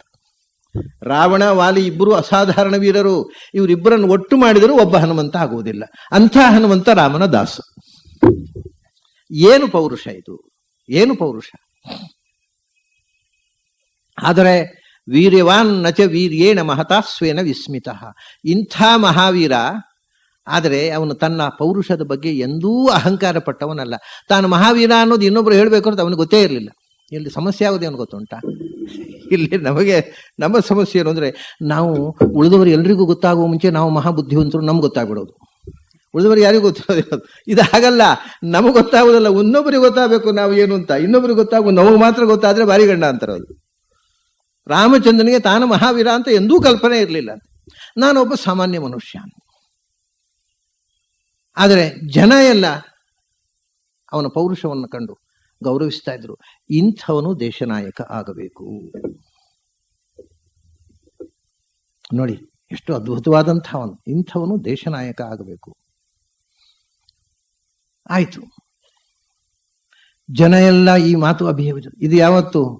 ಪುನರ್ವಸು ನಕ್ಷತ್ರದ ಸಾಯಂಕಾಲ ರಾಮಚಂದ್ರನ ಹುಟ್ಟುಹಬ್ಬದ ಕಾರ್ಯಕ್ರಮದ ಸಂಜೆ ನಡೆದ ಮಾತುಕತೆ. ಇಷ್ಟಾದರೂ ದಶರಥ ಅಂದ್ರೆ, ಹಾಗಾದರೆ ನಿಮಗೆ ನನ್ನ ಆಡಳಿತದಲ್ಲಿ ಇಷ್ಟ ಇಲ್ಲ ಅನ್ನಿ ಅಂತಾನೆ. ಅಂದ್ರೆ ಮತ್ತೆ ಜನದ ಒತ್ತಡ. ಹಾಗಲ್ಲ, ನಿನ್ನ ಆಡಳಿತದಲ್ಲಿ ನಾವು ಸಂತೋಷ ಪಟ್ಟಿದ್ದೇವೆ, ಆದರೆ ರಾಮಚಂದ್ರನ ಆಡಳಿತವನ್ನು ನೋಡಬೇಕು ಅನ್ನುವ ಆಸೆ ನಮಗೆ. ನಿನ್ನ ಮಗನ ಆ ಗುಣವಂತಿಕೆಯ ಉಪಯೋಗ ಸಮಾಜಕ್ಕೆ ಆಗಬೇಕು ಅನ್ನೋದು ನಮ್ಮ ಆಸೆ ಅಂತ ಎಲ್ಲರೂ ಏಕಕಂಠದಿಂದ ಇಡೀ ಸಭೆಯಲ್ಲಿ ಒಕ್ಕೊರಳಿನಿಂದ ರಾಮನನ್ನು ಉತ್ತರಾಧಿಕಾರಿ. ಅಷ್ಟುವರೆಗೆ ತನಗೆ ಇಷ್ಟ ಇಲ್ಲ, ನಿಮ್ಮ ಒತ್ತಾಯಕ್ಕೋಸ್ಕರ ನಾನು ಮಾಡುವುದು ಅನ್ನುವ ಭಾವದಿಂದಲೇ ಇಡೀ ಸಭೆಯಲ್ಲಿ ನಡ್ಕೊಂಡ. ಅಷ್ಟಾದ್ಮೇಲೆ ಅವನಿಗೆ ಬೇಕಾದ್ದು ಅದೇ, ರಾಮನಿಗೆ ಪಟ್ಟಾಭಿಷೇಕ ಮಾಡಬೇಕು, ಅದಕ್ಕೆ ಪ್ರಜೆಗಳ ಒತ್ತಡದಿಂದ ಮಾಡಿ ಆದ್ಮೇಲೆ ಕೆ ರಾಜನಿಗೆ ಗೊತ್ತಾಗಬೇಕು ಅಂತ ಹೇಳಿಕೆ ಕಳಿಸ್ಲಿಲ್ಲ ನೋಡಿ. ಹಾಗಾದ್ರೆ ಅವನು ತಕ್ಷಣ ಹೇಳ್ತಾನೆ, ಶ್ವಯೇವ ಪುಷ್ಯೋ ಭವಿತ ಸ್ವಸ್ತು ರಾಮೋಭಿಷಿಚ್ಯತಾಂ. ಅರೆ ಹಾಗಾದ್ರೆ ಇವತ್ತು ಪುನರ್ವಸು, ನಾಳೆ ಪುಷ್ಯ, ಜನ್ಮ ಸಂಪತ್ತು, ನಾಳೆ ಸಂಪತ್ತಾರೆ, ನಾಳೆ ಬೆಳಿಗ್ಗೆ ಪಟ್ಟಾಭಿಷೇಕ ಮಾಡಿಬಿಡೋಣ. ತಕ್ಷಣ ಅವನು ಒಳಗಿದ್ದ ಇದೆಲ್ಲ ಪ್ರೀ ಪ್ಲಾನಡು. ಶ್ವಯೇವ ಪುಷ್ಯೋ ಭವಿತ, ಪುನರ್ವಸು ಆದ್ಮೇಲೆ ಪುಷ್ಯ, ಜನ್ಮ ಸಂಪತ್ತು, ನಾಳೆ ಸಂಪತ್ತಾರೆ ರಾಮಚಂದ್ರ. ನೋಡಿ ಒಂದು ವಿಷಯ, ಯಾರೋ ಒಬ್ರು ಒಂದು ಪ್ರಶ್ನೆ ಹಾಕಿದ್ರು ಒಂದ್ ಕಡೆ, ನಾನು ಅದನ್ನು ಕೇಳಿಸಿಕೊಂಡಿದ್ದು, ನನ್ನ ಹತ್ರ ಅಲ್ಲ. ಮತ್ತೆ ಯಕ್ಷಗಾನದಲ್ಲಿ ಎಲ್ಲ ಈ ಪ್ರಶ್ನೆ ಮಾಡ್ತಾರೆ ಅರ್ಥಧಾರಿಗಳು. ವಸಿಷ್ಠರಂತಹ ದೊಡ್ಡ ಜ್ಯೋತಿಷಿ, ಗಣಿತಶಾಸ್ತ್ರಜ್ಞರು, ವಿದ್ವಾಂಸರು, ಧರ್ಮಶಾಸ್ತ್ರಜ್ಞರು ಇದ್ದಾಗ ಹೇಗೆ ಮರುದಿವಸ ಪಟ್ಟಾಭಿಷೇಕಕ್ಕೆ ದಿವಸ ಕೊಟ್ಟರು? ಅವರು ದಿವಸ ಕೊಟ್ಟ ದಿವಸದಲ್ಲಿ ಪಟ್ಟಾಭಿಷೇಕ ಆಗದೆ ವಿಘ್ನ ಯಾಕಾಯಿತು? ವಸಿಷ್ಠರಂತಹ ಜ್ಞಾನಿಗಳಿಗೂ ತಿಳಿ, ವಸಿಷ್ಠತ್ ಕೇಳಲೇ ಇಲ್ಲ. ನೀವು ರಾಮಾಯಣ ನೋಡಿದ್ರೆ ಸ್ಪಷ್ಟ, ಅವನು ತಕ್ಷಣ ಹೇಳ್ತಾನೆ ನಾಳೆ ಪುಷ್ಯ ನಕ್ಷತ್ರ ಅಂದ್ರೆ ಸಂಪತ್ತಾರೆ, ನಾಳೆ ಅಭಿಷೇಕ ಮಾಡಿಬಿಡೋಣ ಅಂತ ಹೇಳಿದ ಹೊರತು ವಸಿಷ್ಠರೇ ನಾಳೆ ಮಾಡೋಣವ ಅಂತ ಕೇಳಲೇ ಇಲ್ಲ ದಶರಥ. ವಸಿಷ್ಠರು ಸುಮ್ಮನೆ ಕೂತರು, ಯಾಕೆಂದ್ರೆ ಅವ್ರಿಗೆ ಗೊತ್ತಿದೆ ರಾಮನ ಚಿತ್ತಕ್ಕೆ ವಿರುದ್ಧವಾಗಿ ಅವ್ರು ಏನು ಮಾಡೋಲ್ಲ. ಅವ್ರ ಹತ್ರ ಕೇಳಲಿಲ್ಲ, ಅವರಾಗಿ ಹೇಳಲಿಲ್ಲ, ಸುಮ್ಮನೆ ಕೂತರು, ತಟಸ್ಥ ಕೂತರು. ಇವನು ತೀರ್ಮಾನ ಮಾಡಿಬಿಟ್ಟ, ವಸಿಷ್ಠರನ್ನು ಕರೆದ ಆಮೇಲೂ ಕೇಳಲಿಲ್ಲ, ಆಗಬಹುದಲ್ಲೋ ವಸಿಷ್ಠರೆಂದು ಕೇಳಲಿಲ್ಲ. ನೋಡಿ ಅವನ ಮನಸ್ಸಿನಲ್ಲಿರುವ ಪುಕ್ಕು ಇದು. ಯಾಕಂದ್ರೆ ಎಲ್ಲಿ ವಿಘ್ನ ಬರುತ್ತೋ ಶ್ರೇಯಾಂಸಿ ಬಹುವಿಘ್ನ ಹೇಳ್ತಾನೆ, ನನಗೆ ನಿದ್ದೆ ಬರೋಲ್ಲ, ನಾಳೆ ಬೆಳಿಗ್ಗೆ ಪಟ್ಟಾಭಿಷೇಕ ಆಗೋವರೆಗೆ ನನಗೆ ಮನಸ್ಸಮಾಧಾನ ಇಲ್ಲ, ಯಾವತ್ತು ಏನು ವಿಘ್ನ ಬರುತ್ತೋ ಗೊತ್ತಿಲ್ಲ, ನನ್ನ ಕೆಟ್ಟ ಕನಸುಗಳು ಬೀಳ್ತಾ ಇವೆ ಅಂತ ಚಡಪಡಿಸ್ತಾನೆ ಅವ. ವಾಲ್ಮೀಕಿ ಹೇಳ್ತಾರೆ ಅವನಿಗೆ ಅವತ್ತು ಸಂಜೆ ಇಷ್ಟು ಹೇಳಿದ್ನಲ್ಲ, ನಾಳೆ ಬೆಳಿಗ್ಗೆ ಆಗೋದ್ರೊಳಗೆ ಏನಾಗುತ್ತೋ ಅಂತ ಭಯ. ಅದಕ್ಕೆ ಬೆಳಗಿನ ಜಾವ ಸೂರ್ಯೋದಯದ ಮುಹೂರ್ತದಲ್ಲಿ ಪಟ್ಟಾಭಿಷೇಕ ಆಗಬೇಕು ಅಂತ ಘೋಷಣೆ ಮಾಡಿಬಿಟ್ಟಿದ್ದಾನೆ. ಊರೆಲ್ಲ ಅಲಂಕಾರ ಮಾಡಿಸಿ ಆಗಿದೆ ಹುಟ್ಟುಹಬ್ಬದ ನೆಪದಿಂದ. ರಾಮನನ್ನ ಕರೆದು ಹೇಳ್ತಾನೆ, ಬಹಳ ಆಶ್ಚರ್ಯ, ಇಲ್ಲಿ ದಶರಥನ ಈ ಎಲ್ಲ ಗೊಂದಲಗಳು, ಮನಸ್ಸಿನ ಗೊಂದಲಗಳಿಗೆ ಕನ್ನಡಿ ಹಿಡಿಯುವಂತಹ ಒಂದು ಮಾತು ರಾಮನ ಹತ್ರ ದಶರಥ ಹೇಳ್ತಾನೆ. ವಿಪ್ರೋಷಿತಸ್ತು ಭರತಃ ಯಾವದೇವ ಪುರಾದಿತಃ ತಾವದೇವ ಅಭಿಷೇಕಸ್ಥೆ ಪ್ರಾಪ್ತ ಕಾಲೋ ಮತೋ ಮಮ. ಬಹಳ ಎಷ್ಟು ಎಷ್ಟು ಒಂದು ವೇಳೆ ಭರತನನ್ನ ಅರ್ಥ ಮಾಡಿಕೊಂಡಿದ್ರೆ ದಶರಥ, ಭರತನನ್ನ ಕರೆಸಿಬಿಟ್ಟಿದ್ರೆ ಅವನು ನಿಂತು ಪಟ್ಟಾಭಿಷೇಕ ಮಾಡುತ್ತಿದ್ದ. ಭರತನ ಮೇಲೆ ಸಂಶಯ ಪಟ್ಟು ಇಷ್ಟು ದೊಡ್ಡ ದುರಂತ ಆಯ್ತು. ಅವನು ಏನ್ ಹೇಳ್ತಾನೆ ಗೊತ್ತಾ ರಾಮನತ್ತ? ವಿಪ್ರೋಷಿತಸ್ತು ಭರತಃ ಯಾವದೇವ ಪುರಾದಿತಃ. ಅಪ್ಪ, ಭರತ ಕೇಕೆ ದೇಶದಲ್ಲಿದ್ದಾನೆ, ಅವನು ಬರೋ ಮುಂಚೆ ನಿನಗೆ ಪಟ್ಟಾಭಿಷೇಕ ಆಗಬೇಕು. ಹೆದರಿಕೆ ನೋಡಿ. ಭರತ ಬಂದ್ರೆ ಅವನಿಗೆ ತಾನು ಮದುವೆ ಕಾಲದಲ್ಲಿ ಕೊಟ್ಟ ಮಾತೇ ಕಾಡುವುದು ಅವನನ್ನು. ಅದರ ವಸ್ತುಸ್ಥಿತಿ ಏನು ಗೊತ್ತುಂಟ? ನಿಜವಾಗಿ ಈ ಸಮಸ್ಯೆ ಇರಲಿಲ್ಲ. ಯಾವಾಗ ಸುಮಿತ್ರೆಯನ್ನು ಮದುವೆ ಆಗುವುದಕ್ಕೆ ಕೈಕೇಯಿ ಒಪ್ಪಿಕೊಂಡ್ಲೋ ಆಗಲೇ ಕೈಕೇಯಿ ಷರತ್ತನ್ನು ಬಿಟ್ಟುಕೊಟ್ಟು. ಯಾಕಂದ್ರೆ ಸುಮಿತ್ರೆ ಮಗ ಆದ್ರೆ ಪಟ್ಟಾಭಿಷೇಕ ಆಗಬಹುದು ಅಂತ ಅರ್ಥ ಅಲ್ವಾ ಅದಕ್ಕೆ. ಸುಮಿತ್ರೆ ಮದುವೆ ಆಗುವಾಗ ಕೈಕೇಯಿ ಮರೆತಿದ್ಲು ಇದನ್ನ, ಆದರೆ ದಶರಥ ಮರೆಯಲಿಲ್ಲ. ತಾನು ಮದುವೆ ಕಾಲ ಮಾತು ಅದನ್ನೇ ಅವನ ತಲೆಯಿಟ್ಟುಕೊಂಡು ಎಲ್ಲಿ ತೊಂದರೆ ಆಗುತ್ತೋ, ಎಲ್ಲಿ ಕೇಕೆ ದೇಶದ ರಾಜ ಮಾವ ಮತ್ತು ಅಲ್ಲಿ ಜನರು ನೀವು ಮಾತು ಕೊಟ್ಟದಳು. ಯಾಕಂದ್ರೆ ಒಂದು ದೃಷ್ಟಿಯಿಂದ ಅದು ಎರಡು ದೇಶಕ್ಕೆ ಆದ ಒಪ್ಪಂದ. ಕೇಕೆ ದೇಶದ ಪ್ರಮುಖರ ಜೊತೆಗೆ ಕೇಕೆ ರಾಜನಿಗೆ ದಶರಥ ಇಲ್ಲಿ ಅಯೋಧ್ಯೆ ಜನ ಪ್ರಮುಖರ ಮುಂದೆ ಕೊಟ್ಟ ಮಾತು. ಎರಡು ದೇಶಕ್ಕೆ ಆದ ಒಪ್ಪಂದ ಅದು. ಅದನ್ನು ಹೇಗೆ ಮುರಿಯುವುದು ಅಂತ ಇವನಿಗೆ ಇದು ಗಿಲ್ಟಿ ಕಾಡ್ತಾ ಇದೆ ಒಳಗೆ. ರಾಮನ ಹತ್ರ ಬಾಯ್ಬಿಟ್ಟು ಹೇಳ್ತಾನೆ, ವಿಪ್ರೋಷಿತಸ್ತು ಭರತಃ ಯಾವದೇವ ಪುರಾದಿತಃ. ಇಲ್ಲಿಂದ ದೂರ ಹೋಗಿದ್ದಾನೆ ಭರತ, ಈ ಕೇಕೆ ದೇಶದಲ್ಲಿದ್ದಾನೆ. ಅಲ್ಲಿ ಇರುವಾಗಲೇ ಅವನು ಇಲ್ಲಿ ಬರೋ ಮುಂಚೆ ತಾವದೇವ ಅಭಿಷೇಕಸ್ಥೇ ಪ್ರಾಪ್ತ ಕಾಲ ಮತೋ ಮಮ. ಅವನು ಬರೋ ಮುಂಚೆ, ಅವನಿಗೆ ಗೊತ್ತಾಗೋ ಮುಂಚೆ ನಿನಗೆ ಅಭಿಷೇಕ ಆಗಿಬಿಡ್ಬೇಕು, ಇದು ನನ್ನ ಆಸೆ. ಎಂಥ ಕಷ್ಟ ನೋಡಿ, ಸಮಸ್ಯೆಗಳ ಅವನ ತೊಂದರೆ, ಒಳಗಿನ ಗೊಂದಲಗಳು, ಗಲಿಬಿಲಿ. ಅಂದರೆ ಹಾಗಾದ್ರೆ ಏನು ಭರತನ ಬಗ್ಗೆ ಇಷ್ಟು ತಂದೆ ತಪ್ಪು ಅರ್ಥ ಮಾಡಿಕೊಂಡಿದ್ನೋ? ಕಾಮಂ ಖಲು ಸತಾಂ ವೃತ್ತೇ ಭ್ರಾತಾತೆ ಭರತ ಸ್ಥಿತ. ನೋಡಿ ಮನುಷ್ಯನ ಅವನು ಹೇಳ್ತಾನೆ, ನಿನ್ನ ತಮ್ಮ ಭರತ ತುಂಬಾ ಒಳ್ಳೆ ಹುಡುಗ, ಅವನ ಮೇಲೆ ಸಂಶಯ ಅಂತಲ್ಲ. ಮಧ್ಯೆ ಹೇಳ್ಕೊತಾರೆ, ಕಾಮಂ ಖಲು ಸತಾಂ ವೃತ್ತೇ ಭ್ರಾತಾತೆ ಭರತ ಸ್ಥಿತ. ಒಳ್ಳೆ ಸಜ್ಜನರ ದಾರಿಯಲ್ಲಿ ಇದ್ದ ಹುಡುಗ, ಅವನು ಎಂದೂ ದಾರಿ ತಪ್ಪಿದವನಲ್ಲ. ಜ್ಯೇಷ್ಠಾನುಯಾಯಿ ಧರ್ಮಾತ್ಮ, ಅವನು ಹಿರಿಯರ ಮಾತಿಗೆ ವಿರೋಧ ಮಾಡಿದವನಲ್ಲ, ಧರ್ಮವನ್ನು ಮೀರಿ ನಡೆದವನಲ್ಲ. ತುಂಬಾ ಒಳ್ಳೆ ಹುಡುಗ ಗೊತ್ತು ನನಗೆ. ಆದರೆ ಅಂತ ಏನ್ ಮತ್ತೆ ಆದರೆ ಕಿಂತು ವೃತ್ತಿತ್ತಂ ಮನುಷ್ಯಾಣ ಅನಿತ್ಯಮಿತಿ ಮೇಮತಿ. ಆದರೆ ಮನುಷ್ಯನ ಮನಸ್ಸು ಚಂಚಲಪ್ಪ. ಅಧಿಕಾರದ ವಿಷಯ ಬಂದಾಗ ಯಾವಾಗ ಮನಸ್ಸು ಕೆಟ್ಟು ಹೋಗುತ್ತೋ ಗೊತ್ತಿಲ್ಲ. ಹಾಗಾಗದಿರಲಿ ಅಂತ ನಿನಗೆ ಬೇಗ ಪಟ್ಟ ಕಟ್ಟಿಬಿಟ್ಟು ಸಾಯ್ತೀನಿ ನಾನು ಅಂತಾನೆ. ಸ್ವಂತ ಮಗನ ಮೇಲೆ ಸಂಶಯ ಪಟ್ಟ. ಅದರಿಂದ ಇಡೀ ಅಲ್ಲ, ಹಾಗೆ ಸಂಶಯ ಪಡದೇ ಇದ್ದರೆ ರಾಮಾಯಣವೇ ಆಗ್ತಿರ್ಲಿಲ್ಲ. ಬಾಲಕಾಂಡಕ್ಕೆ ರಾಮಾಯಣ ಮುಗಿದು ಹೋಗ್ತಿತ್ತು. ಸೀತೆಯನ್ನು ವಿವಾಹ ಮಾಡಿ ಸುಖ ಸಂಕಥ ವಿನೋದದಿಂದ ಬದುಕಿದರು. ಇತಿ ರಾಮಾಯಣಂ ಸಂಪೂರ್ಣಂ. ರಾಮಾಯಣ ಬೆಳೆಯೋದೇ ಇದರಿಂದ. ಈ ಒಬ್ಬೊಬ್ಬರು ಮಾಡುವ ಅಚಾತುರ್ಯದಿಂದಲೇ ಇಡೀ ರಾಮಾಯಣ ಬೆಳೆಯುತ್ತೆ. ಇಡೀ ರಾಮಾಯಣದ ಬೆಳವಣಿಗೆಗೆ ಒಬ್ಬೊಬ್ಬ ಮಾಡುವಂತಹ ಅಚಾತುರ್ಯ, ಅದಕ್ಕೆ ಪೂರಕವಾಗಿ ಅದು ಭಗವಂತನ ಚಿತ್ತಕ್ಕೆ, ಲೀಲಾ ನಾಟಕಕ್ಕೆ ಪೂರಕವಾದ ಪಾತ್ರಗಳಿವೆಲ್ಲ.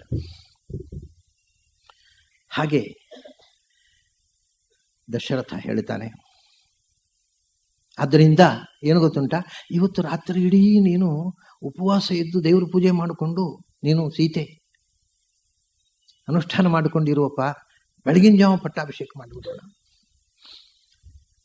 ಇದು ಇಷ್ಟು ವಿಷಯ ಹೇಳಿ ಇಷ್ಟೆಲ್ಲ ಆಗುವಾಗ ಸಭೆ ಮುಗಿಯಿತು, ರಾತ್ರಿ ಆಯಿತು. ವಾಸ್ತವಿಕವಾಗಿ ಇಷ್ಟ ಆಗುವಾಗಲೂ ದಶರಥನಿಗೆ ಬಹಳ ಪ್ರೀತಿಯ ಹೆಂಡತಿ ಕೈಕೇಯಿ. ಆದರೆ ಅವನು ಪ್ರೀತಿಸ್ತಾ ಇದ್ದ, ಅಷ್ಟೇ ಹೆದರುತ್ತಾ ಇದ್ದ ಕೈಕೇಯಿಗೆ. ಹೆದರಿಕೆ ಹೇಳಲಿಕ್ಕೆ ಇದೆ, ಪೋಸ್ಟ್ಪೋನ್ ಮಾಡೋದು. ಈ ಪೋಸ್ಟ್ಪೋನ್ ಮಾಡೋದ್ರಿಂದ ಪ್ರಾಬ್ಲಮ್ ಜಾಸ್ತಿ ಆಗುತ್ತೆ ಅನ್ನೋದು ಗೊತ್ತಾಗೋದಿಲ್ಲ ನಮಗೆ. ಒಂದು ಸಮಸ್ಯೆ ಬಂದ ಕೂಡಲೇ ಅದನ್ನು ನಾಳೆ ನೋಡೋಣ ಅಂತ, ನಾಳೆ ಸಮಸ್ಯೆ ಇನ್ನಷ್ಟು ಬಿಗಡಾಯಿಸೋದು. ಯಾವತ್ತೂ ಹಾಗೆ ನಾವು ಸಮಸ್ಯೆಯನ್ನು ಎಷ್ಟು ಮುಂದುವರಿಸಿದೇವೋ ಅದು ಹೆಚ್ಚು ಹೆಚ್ಚು ಹೆಚ್ಚು ಬಿಗಡಾಯಿಸ್ತಾ ಹೋಗುತ್ತೆ. ಆದರೆ ನಾವು ಎಷ್ಟೋ ಸಂದರ್ಭದಲ್ಲಿ ಸಮಸ್ಯೆ ಬಂದ ಕೂಡಲೇ ಮತ್ತೆ ನೋಡುವಂತ ಪೆಂಡಿಂಗ್ ಇರ್ತೇವೆ. ಸಹಜ, ಮನುಷ್ಯ ಸಹಜ, ದೌರ್ಬಲ್ಯ. ಅದು ನಾಳೆಗೆ ಅಂತ ಇದ್ದಾಗ ಇವತ್ತಿಗಿಂತ ಹೆಚ್ಚು ಅದು ಕ್ಲಿಷ್ಟ ಆಗುತ್ತೆ ಸಮಸ್ಯೆ. ಆದರೆ ತಕ್ಷಣ ಮಾಡಲಿಕ್ಕೆ ಯಾವುದೋ ಸಂಕೋಚ. ಹಾಗಾಗಿ ದಶರಥನಿಗೆ ಕೈಕೇಯಿಗೆ ಇದನ್ನು ಹೇಳಿದರೆ, ಮದುವೆ ಕಾಲದಲ್ಲಿ ಹೇಳಿದ್ದು ಮರೆತೋಯ್ತಾ ಅಂತ ಕೇಳಿಬಿಟ್ರೆ ಹೆದರಿಕೆ, ಕೇಳಲಿಕ್ಕೆ ಹೆದರಿಕೆ. ಹೇಳಬೇಕು ಮತ್ತೆ ಹೇಳುವ, ಎಲ್ಲ ಮುಗಿದು ತೀರ್ಮಾನ ಆಯ್ತಲ್ವ, ರಾತ್ರಿ ಮಲಗೋ ಮುಂಚೆ ಹೇಳಿಬಿಟ್ರೆ ಸರಿ, ಬೆಳಗಾತ ಪಟ್ಟಾಭಿಷೇಕ ಎಲ್ಲ ಅಂದ್ರೆ ಏನೋ ಒಂದು झटपट ಆಗಬೇಕು. ರಾತ್ರಿ ಮಲಗೋ ಮುಂಚೆ ಹೇಳಿದರೆ ಸರಿ ಅಂತ ಅದನ್ನು ಪೋಸ್ಟ್ಪೋನ್ ಮಾಡಿದ. ಕೈಕೇಯಿಗೆ ಹೇಳಲಿಲ್ಲ. ಅಲ್ಲ, ಸತ್ಯ ಹೇಳಬೇಕು ಅಂದರೆ ದಶರಥನದ್ದು ದೊಡ್ಡ ತಪ್ಪೇನೂ ಅಲ್ಲ. ಅವನು ಕೈಕೇಯಿಗೆ ಮಾತಲ್ಲ, ಕೌಸಲ್ಯಗೂ ಹೇಳಲಿಲ್ಲ. ಅವನು ತಾನೇ ಖುದ್ದು ಹೋಗಿ ಕೌಸಲ್ಯಗಾಗಲಿ ಸುಮಿತ್ರೆಗಾಗಲಿ ಯಾರಿಗೂ ಹೇಳಲಿಲ್ಲ. ಸಭೆಯಲ್ಲಿ ಅನೌನ್ಸ್ ಮಾಡಿದ. ಸಭೆಯಲ್ಲಿ ಅನೌನ್ಸ್ ಮಾಡಿದ ಕೂಡಲೇ ಅದೊಂದು ದಾಸಿಯರು, ದಾಸರ ಮೂಲಕ ಇಡೀ ಅರಮನೆಗೆ ಸ್ಪ್ರೆಡ್ ಆಯಿತು. ಅರಮನೆಯೆಲ್ಲ ಸುದ್ದಿ ಹೋಯಿತು. ರಾಮನಿಗೆ ನಾಳೆ ಬೆಳಿಗ್ಗೆ ಪಟ್ಟಾಭಿಷೇಕ ಅಂತ ಮಹಾರಾಜರು ಘೋಷಣೆ ಮಾಡಿದರು. ಎಲ್ಲರೂ ಸಂತೋಷಪಟ್ಟರು. ಆದರೆ ಯಾರೂ ಕೂಡ ಈ ಸುದ್ದಿಯನ್ನು ಕೈಕೇಯಿಗೆ ಹೇಳಲಿಲ್ಲ. ಯಾಕೆಂದ್ರೆ ಕೈಕೇಯಿ ಹತ್ರ ಹೋಗ್ಲಿಕ್ಕೆ ಹೆದರಿಕೆ ದಾಸಿಯರಿಗೂ ಕೂಡ. ಯಾರೂ ಕೈಕೇಯಿಗೆ ಈ ಸುದ್ದಿಯನ್ನು ಹೇಳಲಿಲ್ಲ. ಮಂಥರೆಗೂ ಈ ಸುದ್ದಿ ಯಾರು ಹೇಳಿ, ಯಾಕಂದ್ರೆ ಮಂಥರೆ ಕೈಕೇಯಿಯ ದಾಸಿ. ಎಲ್ಲರೂ ಅವರನ್ನು ಸ್ವಲ್ಪ ದೂರ ಇಟ್ಟಿದ್ರು, ಮಂಥರೆಯನ್ನು ಕೂಡ, ಇಡೀ ಅರಮನೆಯ ದಾಸದಾಸಿಯರು. ಅವಳ ಸ್ವಭಾವ ಅಂದರೆ ಒಂದು ಸ್ವಲ್ಪ ಅವಳು ಕೇಕೆಯ ದೇಶದಿಂದ ಬಂದವಳು ಅನ್ನುವಂಥ ಗತ್ತು ತೋರಿಸ್ತಿದ್ಲು. ಹಾಗಾಗಿ ಒಂದು ವಿಶೇಷ ಆತ್ಮೀಯತೆ ಬೆಳೆದೇ ಇಲ್ಲ ಅವಳ ಬಗೆಗೆ. ಮಂಥರೆ ಹತ್ರ ಯಾರು ಹೇಳಲೇ ಇಲ್ಲ ಈ ವಿಷಯ. ಎಲ್ಲರೂ ಸಂತೋಷದಿಂದ ಓಡಾಡ್ತಾ ಇರುವುದನ್ನು ನೋಡಿ ಮಂಥರೆಯೇ ಕೇಳಿದ್ರು, ಏನು ಏನು ಎಲ್ಲರೂ ಬಹಳ ಸಂಭ್ರಮದಿಂದ ಓಡಾಡ್ತಾ ಇದ್ರು, ಏನು ಕಥೆ? ಯಾರೋ ಒಬ್ಬ ದೂತ ಹೇಳ್ಬಿಟ್ಟ, ಗೊತ್ತಿಲ್ವೋ ನಿನಗೆ, ನೀನೇ ಅಂಥ ಪೆದ್ದಿ, ನಾಳೆ ರಾಮನಿಗೆ ಪಟ್ಟಾಭಿಷೇಕ, ಅದು ಗೊತ್ತಿಲ್ವೋ ನಿನಗೆ ಅಂತ ಕೇಳಿಬಿಟ್ಟ ಅವನು. ಹೌದಾ? ಓಹೋ, ಒಳಸಂಚು ನಡೆದಿದೆಯಾ? ನನ್ನ ಕೈಕೇಯಿಯನ್ನ ಮೂಲೆಪಾಲು ಮಾಡಿ ರಾಮನನ್ನ ಮೇಲಕ್ಕೆ ತಂದು ಅನಾದರ ಮಾಡ್ತಕ್ಕಂಥ ಒಳಸಂಚು ನಡೆದಿದೆ. ಈ ರಾಮ ತುಳಿದಿದ್ದ ಅಲ್ಲ, ಈಗ ರಾಮನಿಗೆ ತುಳಿಬೇಕು ಅಂತ ಪ್ರತೀಕಾರ ಮಾಡಬೇಕು ಅನ್ನೋದು ಜಾಗೃತವಾಯಿತು ಆ ಹೆಣ್ಣು ಮಗಳಲ್ಲಿ. ಅದು ಒಂದು ಸ್ವಭಾವ ನೋಡಿ. ಈ ಕೆಲವರಿಗೆ ಸೇಡು ತೀರಿಸುವುದು ಪ್ರತೀಕಾರ ಅನ್ನುವಂಥದ್ದನ್ನು ತಡ್ಕೊಳ್ಳಿಕ್ಕೆ ಆಗುವುದಿಲ್ಲ. ಸೇಡು ತೀರಿಸಬೇಕು, ಅದು ಜೀವ ಸ್ವಭಾವ. ಅದು ಕೆಲವರು ಮರೀತಾರೆ, ಕೆಲವರಿಗೆ ಸಾಧ್ಯವೇ ಇಲ್ಲ. ಅದಕ್ಕೆ ಸೇಡು ತೀರಿಸದೇ ಇದ್ದರೆ ಅವ್ರಿಗೆ ನಿದ್ದೆ ಬರೋಲ್ಲ. ಮಂಥರೆಯ ಜೀವ ಸ್ವಭಾವ ಅಂಥದ್ದು. ಪ್ರತೀಕಾರ ಮಾಡದೆ ಅವಳಿಗೆ ನಿದ್ದೆ ಬರೋಲ್ಲ. ನೇರ ಓಡಿಬಿಡು, ನೇರ ಓದಿ ಕೈಕೇಯಿ ಹತ್ರ ಹೋದ. ಕೈಕೇಯಿ ಹತ್ರ ಹೋಗಿ ಹೊಡ್ತಾಳೆ. ಅವಳು ಹೋಗಿ ಆರಾಮ ಕೂತಿದ್ದಾಳು. ಪಾಪ ಅವಳಿಗೆ ಒಂದು ವಿಷಯವೂ ಗೊತ್ತಿಲ್ಲ. ಅವಳು ಹೇಳ್ತಾಳೆ, ಭಯಂ ತ್ವಾಂ ಸಮುಪಸ್ಥಿತಂ. ಏನು ಕೂತಿದ್ದಿ ಆರಾಮವಾಗಿ, ನಿನ್ನ ಜೀವನದ ದೊಡ್ಡ ದುರಂತ ಸನ್ನಿಹಿತವಾಗ್ತಾ ಇದೆ, ಏನು ಗೊತ್ತಿದ್ದವರ ಕೂತಿದ್ಯಲ್ಲ. ಅವಳು ಸಾಕು ತಾಯಿ. ಅವಳು ಬರೇ ದಾಸಿಯಲ್ಲ, ಕೈಕೇಯಿಯನ್ನ ಬೈದು ಜರೆದು ಹಂಗಿಸುವಷ್ಟು ತಾಕತ್ತಿತ್ತವಳಿಗೆ. ಅವಳು ಸಾಕಿದಾಯಿ, ದಾದಿ ಅವಳು.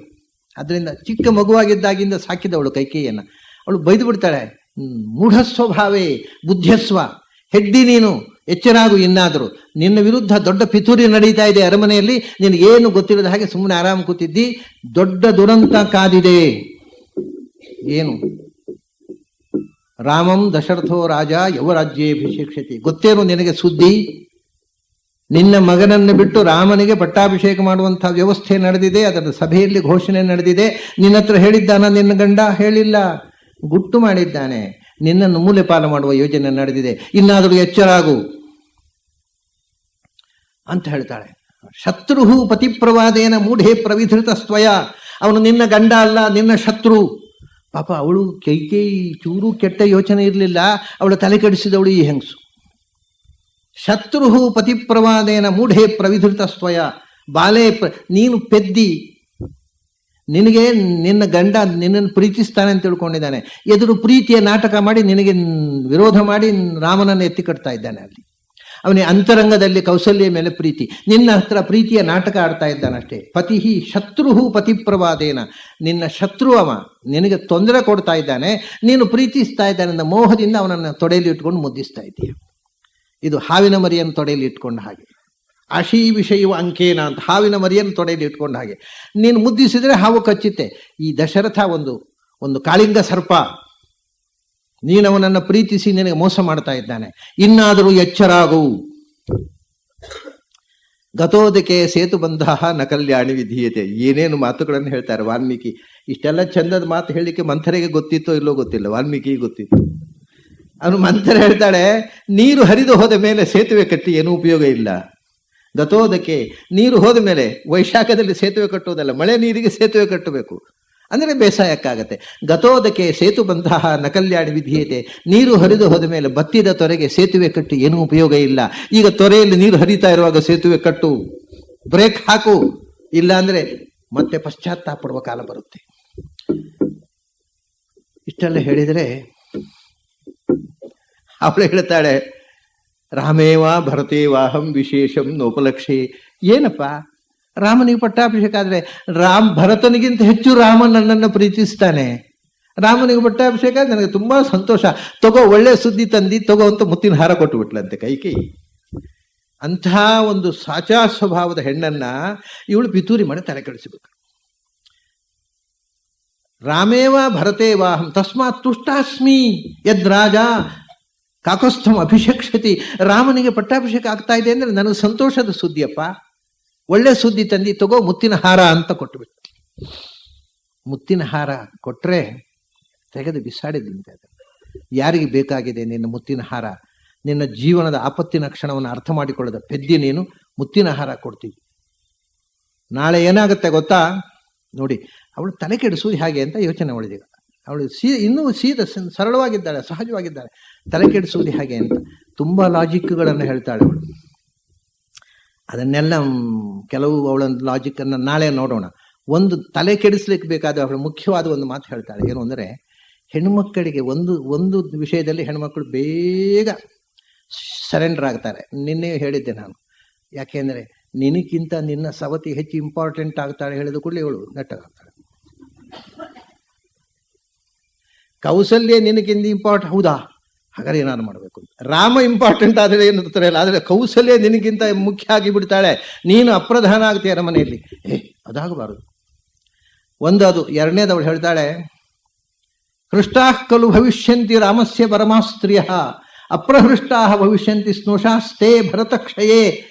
ರಾಮ ಸಿಂಹಾಸನಕ್ಕೆ ಬಂದ ಅಂದ್ರೆ ಭರತ ಮೂಲೆ ಪಾಲಾದ ಅಂತ ಅರ್ಥ. ಅವನಲ್ಲಿ ಇಲ್ಲಿ ಮತ್ತೆ ಕೇಳುವರಿಲ್ಲ. ಊಟಕ್ಕೆ ಬಿದ್ದ ಒಬ್ಬ ಕ್ಷತ್ರಿಯ ಕುಮಾರ ಅಷ್ಟೇ, ಪವರ್ಲೆಸ್.